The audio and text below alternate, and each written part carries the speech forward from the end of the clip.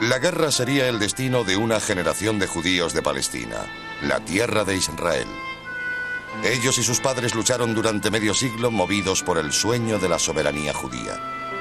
Y a ellos se unieron judíos de países árabes y supervivientes de la tragedia europea que vagaban en busca de una tierra a salvo de persecuciones.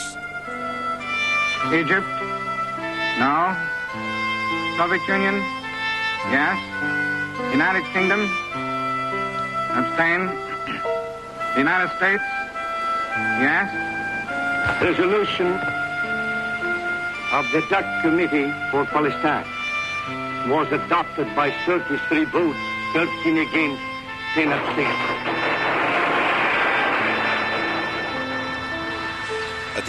Al final de la Segunda Guerra Mundial, los judíos de Palestina estaban decididos a establecer un Estado. La primera manifestación de la soberanía judía en la tierra de Israel en 2000 años.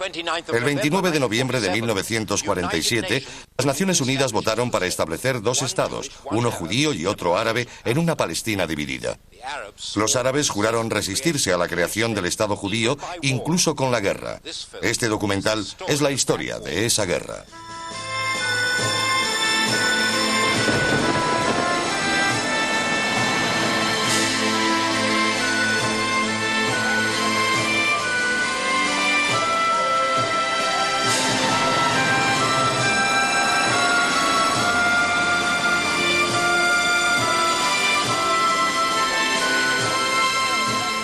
Israel, el nacimiento de una nación. Primera parte.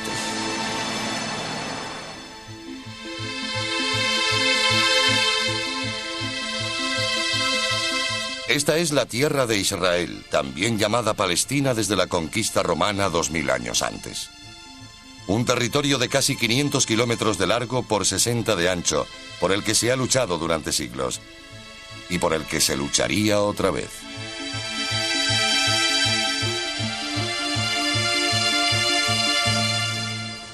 La partición daba a los judíos de Palestina un pequeño estado en la tierra de Israel.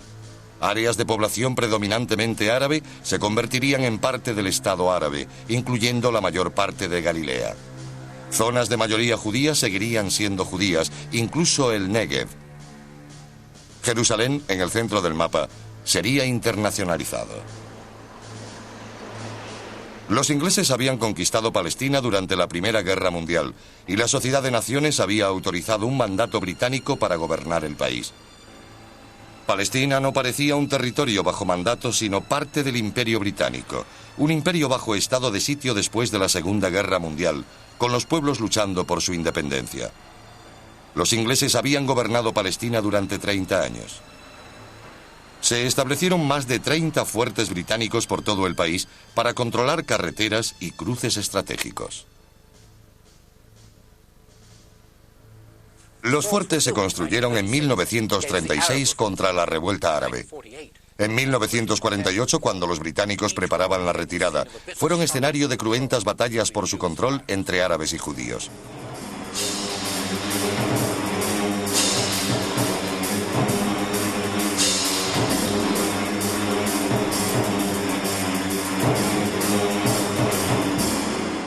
Este fuerte de Getcher estaba localizado cerca del ferrocarril que cruza el río Jordán, que unía Palestina con Transjordania y Siria. Este era el fuerte policial de Latrun, en el centro del país, que dominaba la entrada al desfiladero que conducía a Jerusalén desde la llanura costera. La población judía de Palestina era de solo 600.000 personas cuando comenzó la Guerra de la Independencia. Pero de esa pequeña comunidad surgió un grupo de personajes de excepcional valor. Era una generación de la que se esperaban granjeros y agricultores, pero se hicieron líderes en una serie de tumultuosos acontecimientos. David Ben Gurión era el jefe de la agencia judía y llegó a ser primer ministro de Israel. Yigal Alon era un audaz comandante militar, un israelí nativo. Su colega Isaac Rabin también era israelí. Yigal Yadin fue un admirable estratega que se convirtió en jefe del Estado Mayor y más tarde en famoso arqueólogo. Moshe Dayan también dejó huella en la Guerra de la Independencia israelí. Fue soldado y hombre de Estado.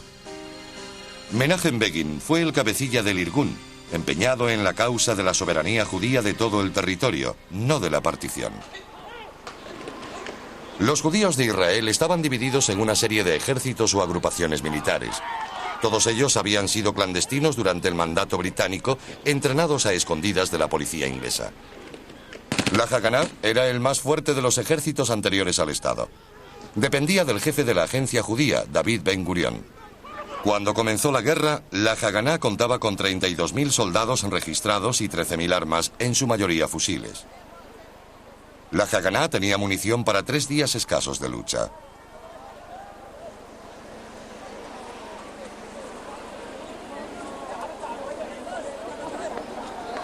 El Palmaj era una unidad de comandos de élite que reclutaba a sus miembros en las cooperativas agrícolas o kibbutzim. También era parte de la Haganah, pero tenía un mando semi-independiente.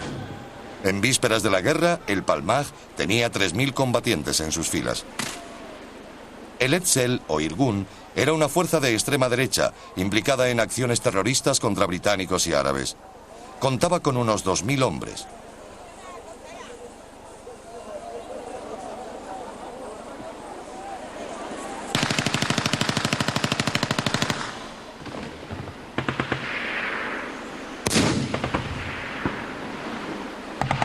Después de la decisión de las Naciones Unidas de dividir Palestina, el sueño del Estado judío de la tierra de Israel estaba amenazado por la dura realidad de las armas.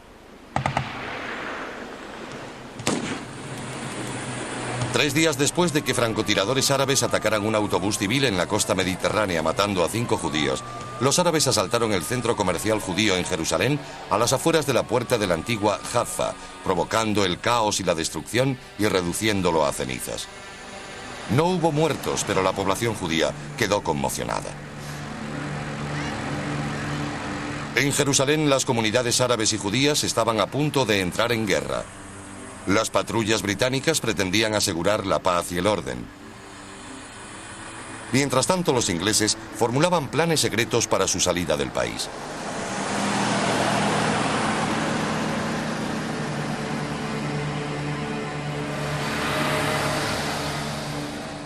El líder de los judíos palestinos era David Ben Gurion. Era respetado y temido entre sus colegas. Ben Gurion quería luchar contra los árabes, frenar el poder del disidente Irgun y forjar una nación judía. Su visión de un Estado democrático judío y su estrategia para conseguirlo determinó la lucha de los nuevos israelíes contra sus enemigos.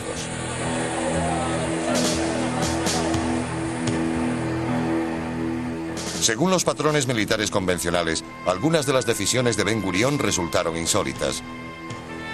Estaba decidido a proteger Jerusalén, símbolo histórico y religioso del Estado y la nación judía, y a hacerlo contra la opinión militar.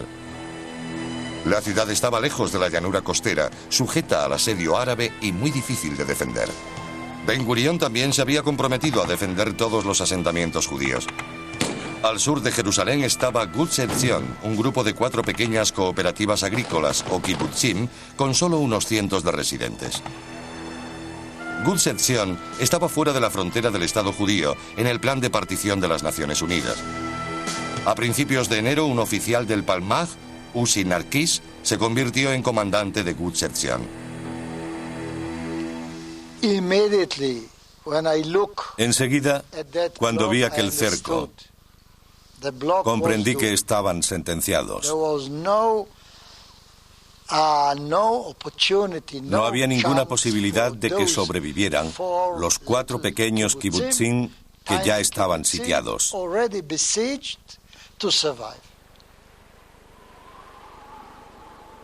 Los convoyes procedentes de Jerusalén debían cruzar una serie de pueblos y carreteras controladas por los árabes. A los pocos días de la llegada de Narkis, los habitantes de los pueblos vecinos atacaron el asentamiento. Fue la mañana del 14 de enero. No creo haber visto tantos árabes en ese valle de ahí, llamado el Valle de los Bendecidos.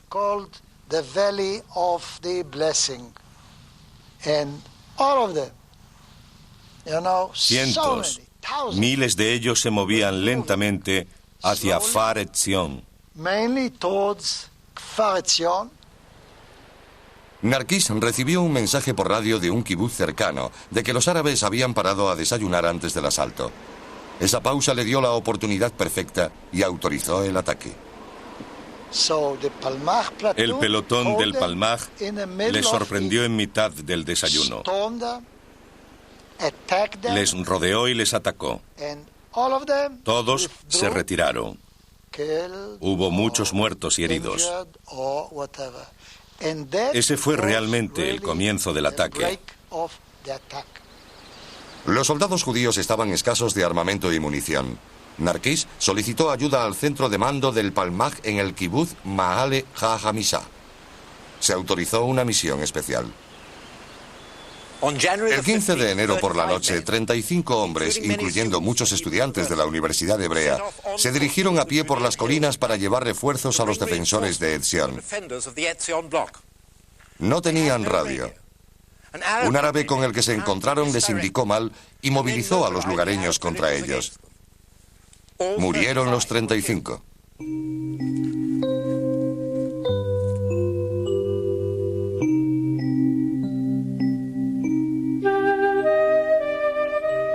Los árabes de los pueblos limítrofes se congregaron para ver a los muertos. Estas fotografías fueron tomadas después por fuerzas israelíes. Los cuerpos estaban mutilados.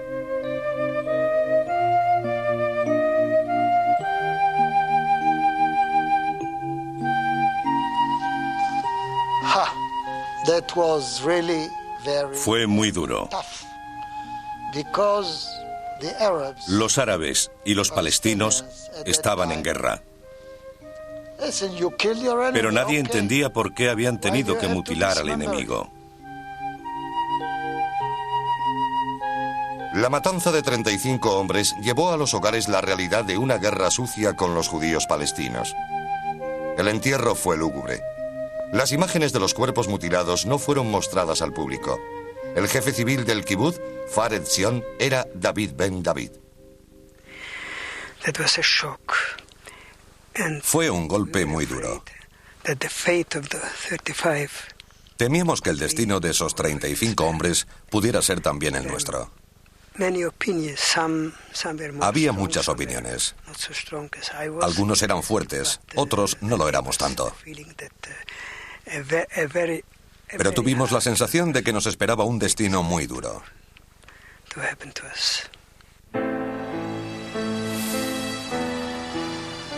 En febrero, quizá por primera y única vez, Ben Gurión autorizó una retirada de un asentamiento. Esta es la colonia juvenil de Ben Shemen, situada cerca de la ciudad árabe de Lod y fuera del Estado judío, según la partición de las Naciones Unidas.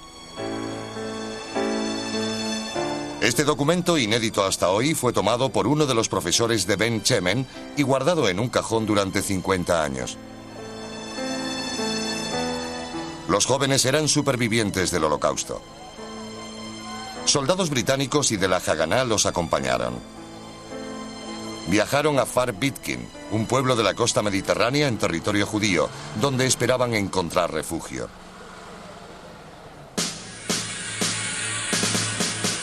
La batalla también se desarrollaba al norte del país. Las ciudades septentrionales estaban mezcladas, incluyendo judíos y árabes. Haifa, en la costa, era el principal puerto del país y seguía bajo control británico. Los ingleses usaban su poder para contener la emigración judía. Aunque la mayor parte de Galilea la ocupaban pueblos árabes, los kibutz israelíes estaban diseminados por toda la zona.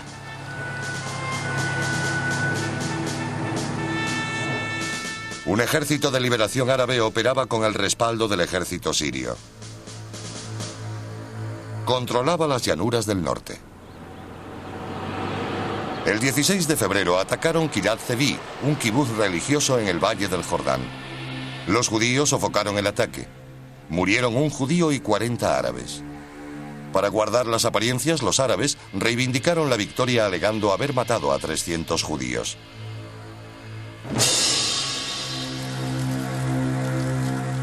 En Jerusalén también había un frente abierto. El 22 de febrero hubo una gran explosión en la calle Ben Yehuda. 47 judíos murieron y 130 resultaron heridos. Los judíos se enfurecieron. sospechaban la implicación de desertores del ejército británico que ayudaban a los árabes a colocar bombas. El 11 de marzo hubo otra explosión, esta en un edificio de la agencia judía en el centro de Jerusalén, de hecho, la sede del gobierno judío. Un antiguo empleado árabe del consulado de los Estados Unidos dejó un coche bomba en la entrada. La explosión mató a 12 judíos.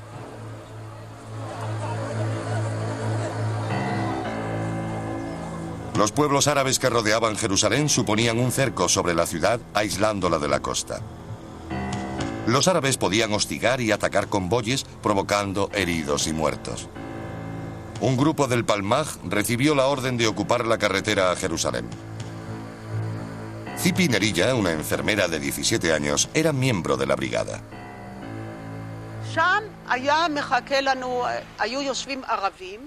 Los árabes esperaron allí, en esa colina de abetos. Habían informado a los pueblos de la zona de nuestra llegada, entre ellos a Bet Mahsur, a Saris y a otros pueblos árabes. Esperaron arriba hasta que aparecimos. Entonces bajaron hasta la carretera, disparando a los neumáticos. Se convirtió en un combate cuerpo a cuerpo, porque caían sobre nuestros convoyes. Cada intento era una aventura desesperada. Detuvieron a unos cuantos convoyes, saqueándolos y matando a sus ocupantes. Murieron muchos judíos. Algunos lograron pasar. El mito y la leyenda crecieron mientras se intensificaba la batalla. Un joven poeta escribió: los convoyes atraviesan la ciudad. Nuestros muertos se apilan a ambos lados de la carretera. El esqueleto de hierro está tan mudo como mi amigo Bab el-Wad. Recordad siempre nuestros nombres. Bab el-Wad, en la carretera a la ciudad.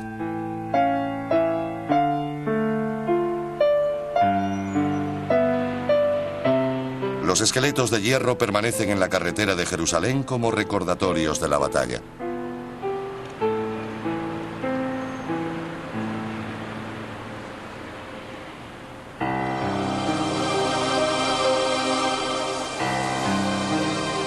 Después de la Segunda Guerra Mundial, los judíos europeos habían intentado desesperadamente entrar en Palestina, pero se veían bloqueados por las restricciones británicas. Muchos de esos judíos eran supervivientes del Holocausto. No soñaban solo con un refugio en Israel, sino con una vida a salvo en un Estado judío. La vigilancia británica de la costa palestina era constante. Aunque los ingleses consiguieron entorpecer el paso a los judíos, provocaron en los refugiados una mayor determinación por alcanzar la tierra que consideraban su hogar. El barco de la Haganá, una Fraid, sin temor, fue uno de los que detuvieron. Sus pasajeros fueron enviados a campos de detención en la isla de Chipre, a 300 kilómetros de distancia. Sin embargo, algunos judíos europeos ya habían logrado burlar la vigilancia británica. Entre ellos estaba uno de los pocos que sabían cómo disparar una ametralladora, un superviviente del Holocausto, partisano en los bosques de Polonia, que después había entrenado a otros en el campo de desplazados de Bergen-Belsen. Su nombre, Menahem Ullman. Decidí venir aquí para crear un país, para casarme y criar a mis hijos. Un país para mí y para todos los descendientes de los muertos en el Holocausto europeo. Esta batalla iba a ser como la del gueto de Varsovia. No había posibilidad de huir, pero teníamos que luchar.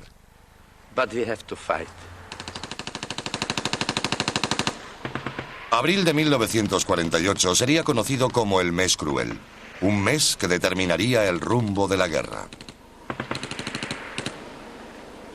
Dentro de Jerusalén se luchaba por el control de cada barrio.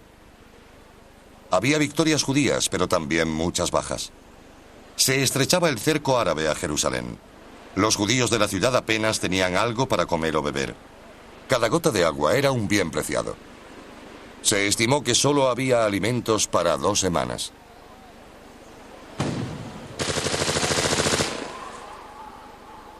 Disparaban proyectiles desde la ciudad antigua y los pueblos árabes de los alrededores. Habían ocupado zonas judías, pero no había contigüidad territorial, dificultando así la defensa. El barrio hebreo de la ciudad antigua, poblado en su mayoría por judíos, se reforzó con hombres de la Haganá y el Palmaj.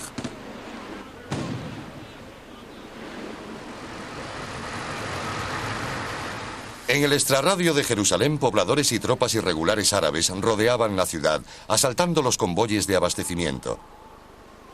Los judíos sufrieron terribles pérdidas. Menachem Ullman fue testigo presencial.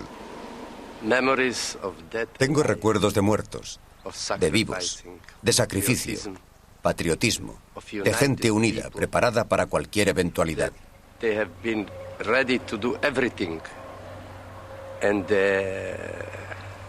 El nombre de la acción era Muerte o Victoria.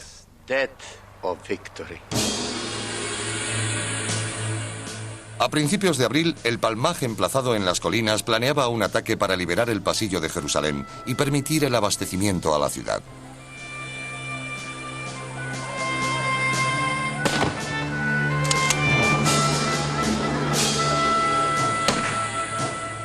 Estas secuencias muestran a los soldados árabes preparándose para la batalla en una de las colinas. El cámara los acompaña en su ataque. Practican la toma de un asentamiento judío cercano a Jerusalén.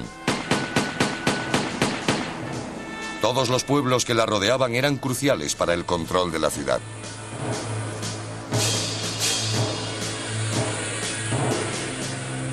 A pocos kilómetros de las afueras de Jerusalén se levanta esta gran colina que domina toda Judea hasta el mar Mediterráneo. Llamada el Castel o Castillo, conserva los restos de un fuerte romano y luego cruzado.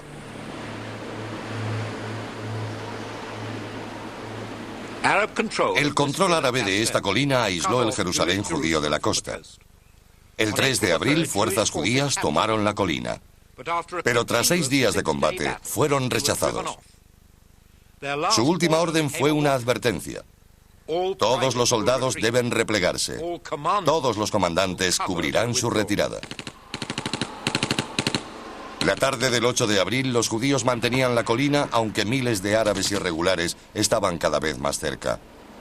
Uno de los jefes de pelotón del Castel era Menachem Ullman. El que tomara el Castel controlaría la zona. El comandante árabe palestino era Abdul Qader Husseini. Envió miles de soldados. En el último ataque llegaron hasta la cerca porque nos estábamos quedando sin munición. Antes de llegar ya creían estar dentro, pero entonces nosotros les hicimos retroceder. Media hora después llegó un jeep de las Naciones Unidas. Quería ver a nuestro comandante. Nos dijo, no sabéis a quién habéis matado. Abdul Qader Husseini estaba muerto allí, en la carretera.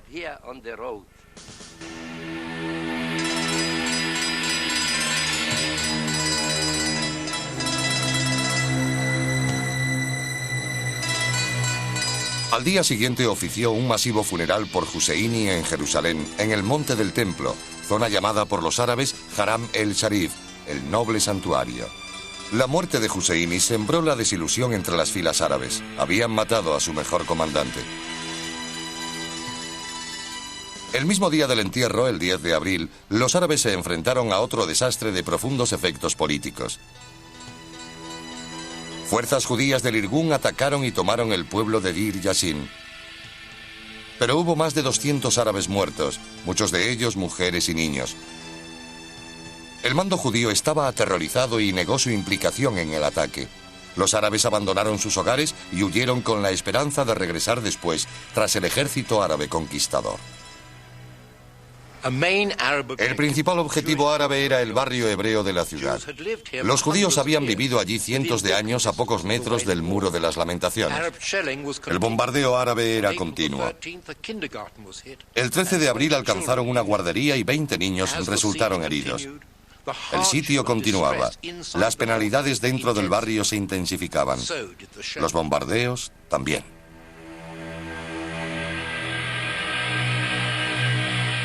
El Hospital Hadassah en el monte Scopus, junto al Monte de los Olivos y la Universidad Hebrea, estaba conectado con el resto del Jerusalén judío por una estrecha carretera que cruzaba el barrio árabe. Hadassah era el principal hospital judío de Jerusalén.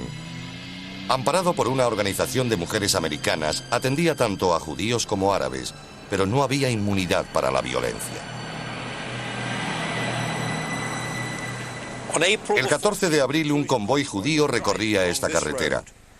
Transportaba médicos, enfermeras, suministros médicos y pacientes al hospital Hadassah. Pistoleros árabes abrieron fuego inmovilizando la columna. Mataron a 77 judíos.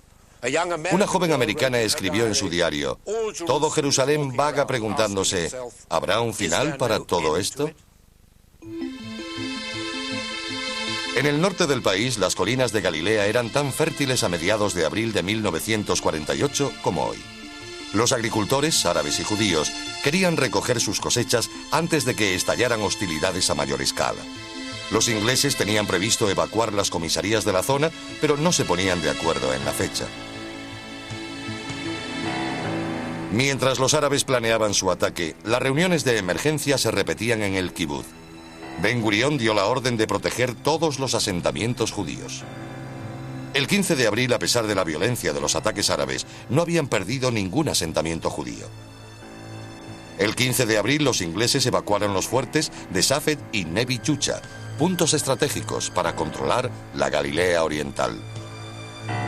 Este comando de élite preparó un ataque sorpresa sobre dos flancos a Nevi Yucha. Muchos de estos jóvenes perdieron la vida. El ataque fue rechazado. El Palmaj fue derrotado por primera vez, un fracaso que minó la moral judía. Yair Parag fue uno de los combatientes. En una noche mataron o hirieron a la mitad de los nuestros. 22 personas procedentes principalmente de un grupo que vivía en el kibutz y que pertenecían al mismo movimiento juvenil. Por todas partes se sucedieron los éxitos. El 18 de abril los ingleses evacuaron el fuerte policial de Tiberíades. Después de los ataques árabes, las fuerzas judías cortaron la ciudad en dos. Los civiles huyeron, dejándola bajo control judío. Unos días después, con los británicos planeando secretamente su marcha final desde Haifa, la Haganá decidió tomar la ciudad y abrir su puerto a la inmigración judía. En la batalla por Haifa, las fuerzas árabes y judías estaban igualadas, unos 600 hombres en cada bando. Al amanecer del 20 de abril, la Haganá lanzó un ataque en tenaza sobre el barrio árabe, desde el puerto y desde la parte alta de la ciudad. La Haganá pidió que la población árabe permaneciera en Haifa, pero la mayoría de los civiles huyó dejando la ciudad a los judíos.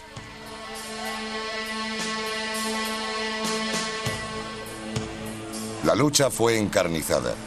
Las fuerzas judías lograron un sorprendente triunfo. Hubo muertos en ambos bandos.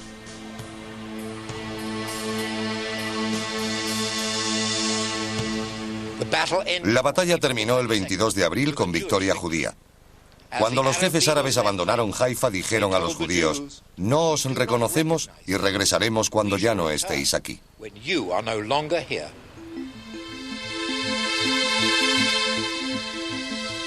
El 24 de abril, los ingleses evacuaban la comisaría de Semach en el extremo meridional del mar de Galilea. Los judíos se hicieron con ella. Unos días después, a escasos kilómetros al sur, el escenario de la batalla sería el fuerte policial cerca del kibutz Getcher. Mientras lo evacuaban los ingleses, los judíos del kibutz Getcher tomaron el fuerte. Getcher significa puente, y 3 puentes cruzaban el río Jordán, uno de ellos de la época romana. El ferrocarril Haifa-Damasco cruzaba el puente turco. La estación de ferrocarril cercana y los puentes eran puntos estratégicos que controlaban el cruce entre Transjordania y Palestina. De repente, el 27 de abril, la Legión Árabe Jordana, un ejército regular bien armado y entrenado por los británicos, apareció en la orilla jordana del río. Los jóvenes y mujeres de Getcher, que apenas superaban los 30 años de edad, tenían un entrenamiento militar limitado. Los niños del kibutz ya habían sido evacuados. En una reunión se decidió que un miembro de cada pareja con hijos huyera del lugar por su seguridad. Entre ellos estaba Dubi Bar. Decidimos que uno de los padres de cada familia con hijos debería irse para que los niños no se quedaran huérfanos de los dos padres, en todo caso solo de uno. Decidimos que sería mejor que se fuera la madre. Pero en algunos casos, la madre era más importante para la defensa del lugar que el padre. La decisión fue que el miembro más importante para la defensa del lugar se quedara aquí. Enfrentándose a una decidida resistencia, la Legión Árabe se replegó. Las fuerzas de la Legión Árabe de Getzer fueron transferidas al frente de Jerusalén. Las escaramuzas por toda la ciudad ya habían decidido el perfil de los barrios de Jerusalén. Los judíos, desprovistos de alimentos y munición, decidieron continuar el ataque para conectar los barrios judíos. El 29 de abril, fuerzas judías atacaron el barrio de Katamon. La clave de la batalla fue el monasterio ortodoxo griego de San Simón, tomado por tropas del ejército iraquí. Los judíos aseguraron la posición, convirtiendo el monasterio en un puesto de mando. Los judíos controlaban ahora la parte occidental de la ciudad, aunque el barrio hebreo de la ciudad antigua seguía cercado. El 26 de abril comenzó la batalla por Jaffa, una ciudad portuaria cercana a Tel Aviv. Jaffa era parte de la zona incluida en el Estado árabe en el plan de partición de las Naciones Unidas. Las fuerzas del Irgun abrieron el camino en un ataque coordinado con la Haganá. El bombardeo británico de Tel Aviv y un ataque aéreo sobre la cercana Bat Yam debían ayudar a los árabes. Los soldados británicos abrieron fuego sobre los judíos, que amenazaban con provocar la caída de esta crucial ciudad árabe. El 11 de mayo los judíos habían ganado. Los árabes huyeron en masa de Jaffa. De 70.000 residentes, solo 3.000 permanecieron en la ciudad. Casi simultáneamente, la lucha por el control de la Galilea Oriental en el norte del país alcanzaba su punto álgido. Los árabes de Safed tenían fama de ser duros combatientes. Cuando los ingleses evacuaron la ciudad a mediados de abril, una unidad del Palmaj se había infiltrado en el barrio judío en la parte alta de la ciudad. Hubo un punto muerto durante varias semanas. Atacamos sin éxito. La moral estaba muy baja. La gente de Safed nos gritaba, nos preguntaba por qué les habíamos hecho eso. Podíamos habernos rendido a los árabes y ellos habrían sobrevivido, pero ahora los masacrarían. El comandante del Palmaj, Yigal Alon, atravesó las líneas árabes para organizar un ataque. Comenzó la noche del 10 de mayo. Por la mañana Safed estaba vacío. 15.000 árabes abandonaron el pueblo en una noche y Safed estaba en nuestras manos.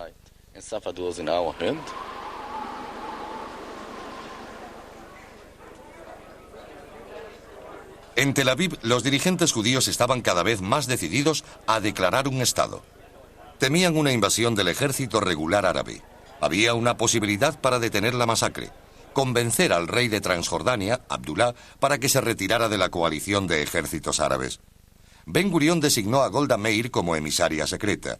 Se infiltró con un pequeño grupo a través de territorio controlado por árabes. Hicieron muchos esfuerzos de última hora para evitar la guerra. El 10 de mayo Golda Meir llegó al río Jordán y, disfrazada de árabe, cruzó el río para reunirse con el rey Abdullah en su palacio de verano de Chunek. El rey dijo que no habría guerra si los judíos accedían a no declarar el Estado y detenían toda futura inmigración judía. Era inaceptable. Decenas de miles de supervivientes del Holocausto esperaban entrar en Palestina. Si su majestad quiere la guerra, dijo Golda Meir, habrá guerra. Y añadió, quizá volvamos a encontrarnos pronto, después del establecimiento del Estado. A punto de declararse el Estado, los árabes reanudaron los ataques sobre el aislado kibutz judío de Faret Zion, al sur de Jerusalén. Los heridos fueron trasladados al kibutz vecino. Árabes irregulares entraron en el Faret Zion y aniquilaron a todo el que encontraron. Poco después, la Legión Árabe de Transjordania expulsó a los irregulares y tomó los asentamientos judíos vecinos. Cuando se creó el Estado judío, nosotros fuimos los últimos en salir del kibutz de Gush Etzion y nos hicieron prisioneros de guerra.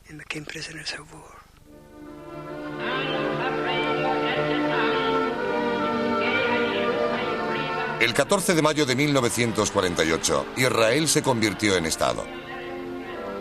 Ahora había una soberanía judía sobre parte de Israel, después de 2000 años de diáspora. La felicidad recorría las calles de Tel Aviv y Jerusalén.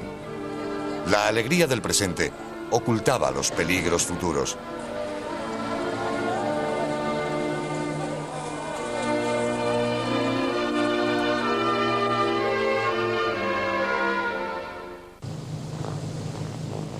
El 15 de mayo, aviones egipcios atacaban Tel Aviv.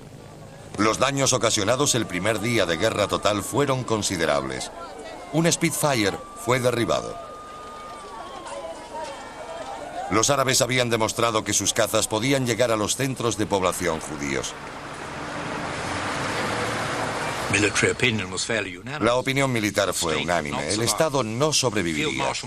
El mariscal Montgomery, que había mandado a los victoriosos ejércitos aliados en el norte de África y Europa, dijo que el Estado de Israel sería derrotado en 2 semanas. Los árabes amenazaban a Israel por todos los frentes. Al sur, el ejército egipcio preparaba un ataque a gran escala sobre Tel Aviv y Jerusalén. En el centro, la Legión Árabe Jordana ya estaba en Jerusalén y reforzaba sus tropas. El ejército iraquí se unió a la contienda. Al norte, los ejércitos sirio y libanés se preparaban para la invasión.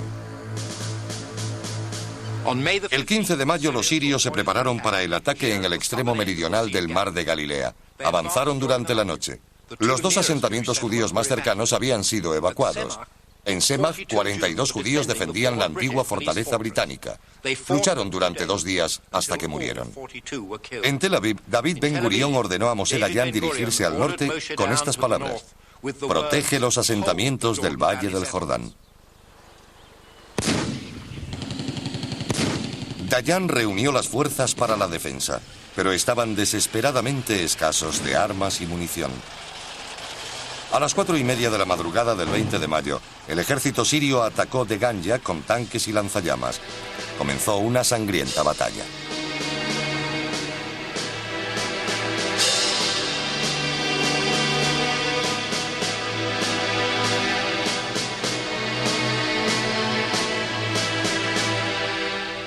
Los sirios estaban a punto de vencer cuando, a mediodía, 2 piezas de artillería israelí que acababan de llegar al puerto de Tel Aviv abrieron fuego. El efecto fue inmediato tanto física como psicológicamente. Los sirios se retiraron. De Ganya se había salvado. Un sentimiento de alivio recorrió el nuevo estado. Los ejércitos regulares árabes podían ser derrotados. Israel podía sobrevivir. Las piezas de artillería eran de fabricación francesa. El mando septentrional del Haganá solo tenía 2 y demostraron ser de un gran valor.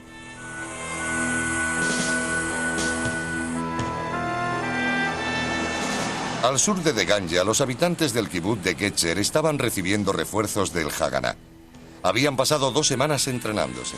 Tenían más armas y munición que antes.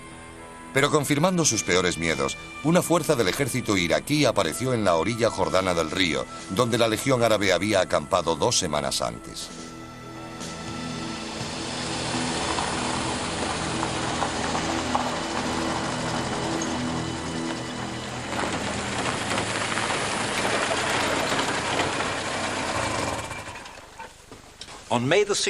El 16 de mayo los iraquíes volaron la puerta y un vehículo armado entró en el centro del fuerte.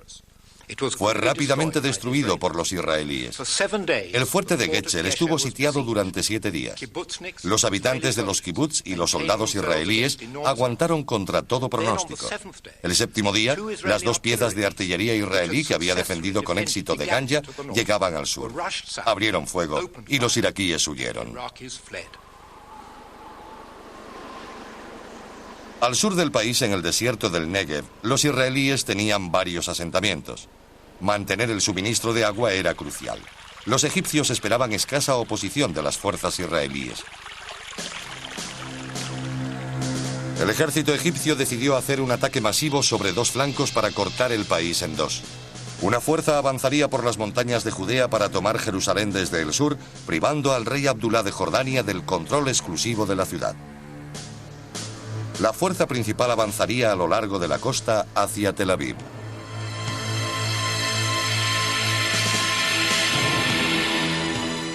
Esta recreación del campo de batalla recuerda a los 100 hombres y mujeres que aguantaron heroicamente el ataque de las fuerzas egipcias durante 5 días.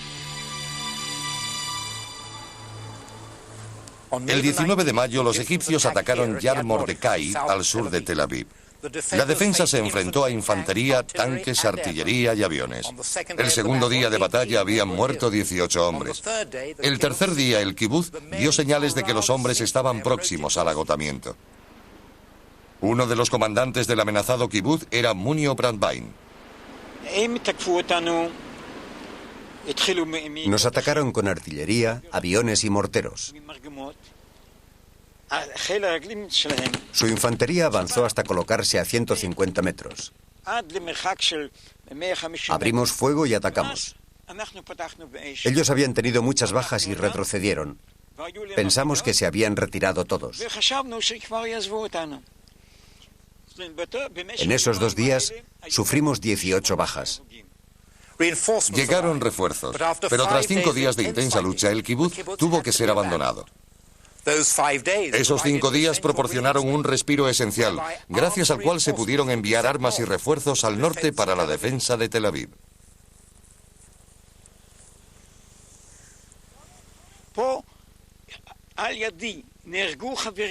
Murieron amigos, gente con la que había crecido, a la que conocía desde mi juventud. Sus hijos y mis hijos habían jugado en la misma habitación. Era un problema espiritual. ¿Cómo podíamos soportar lo que estaba ocurriendo? Pero preferí calmarme, tenerlo todo bajo control porque había que actuar contra el invasor.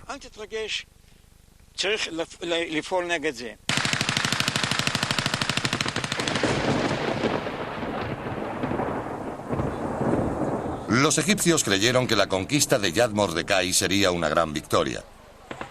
Su ejército preparó una película de propaganda para mostrar su hazaña. Fue un simulacro. En el kibutz, los egipcios preparaban una repetición de la acción. Las únicas escenas reales de la batalla fueron estas, filmadas en el establo del kibutz. Los productores egipcios mostraron los cadáveres de las vacas que habían matado sus soldados. La bandera egipcia ondeaba sobre el kibutz de Yad Mordecai. En Jerusalén había continuas escaramuzas. Ben Gurión estaba decidido a proteger la ciudad, pero Jerusalén seguía aislada de la costa y la comida escaseaba. Cuando un convoy pudo entrar con alimentos y municiones, el júbilo se extendió por toda la ciudad. No estaba claro que los israelíes pudieran defender la ciudad nueva, y mucho menos su barrio en la parte antigua. El 27 de mayo la ciudad antigua cayó. Fue un trágico final para una historia de valor y esperanza.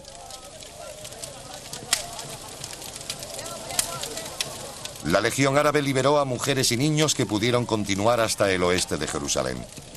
Se quedaron con los hombres como prisioneros de guerra.